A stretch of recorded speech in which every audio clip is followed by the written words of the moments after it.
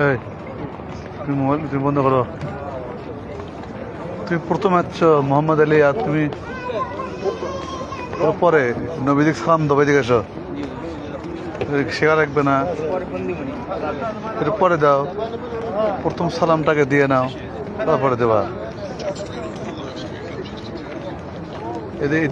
এখান থেকে ঢুকতেছি আমরা, যে লক্ষ লক্ষ মানুষের প্রত্যেকদিন ঢোকে।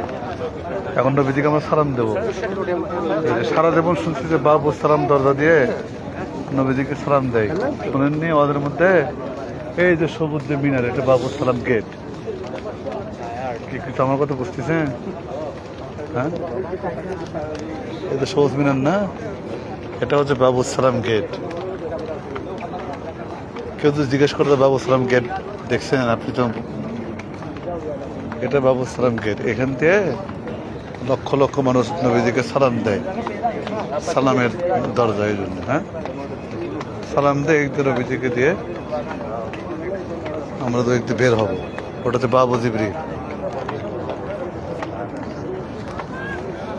এখন থেকে আদব নিয়ে নবীজিকে সালাম দেবেন। আসেন।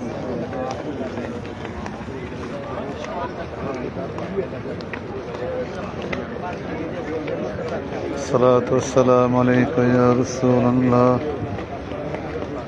সালাতু ওয়াসসালামু আলাইকা ইয়া হাবিবাল্লাহ, সালাতু ওয়াসসালামু আলাইকা ইয়া রাহমাতাল লিল আলামিন, সালাতু ওয়াসসালামু আলাইকা ইয়া ইমামুল মুরসালিন, সালাতু ওয়াসসালামু আলাইকা ইয়া ইমামুল কিবলাতাইন, সালাতু ওয়াসসালামু আলাইকা ইয়া জদ্দি মুহসিন হুসাইন, সালাতু ওয়াসসালামু আলাইকা ইয়া ইমামুল কিবলাতাইন।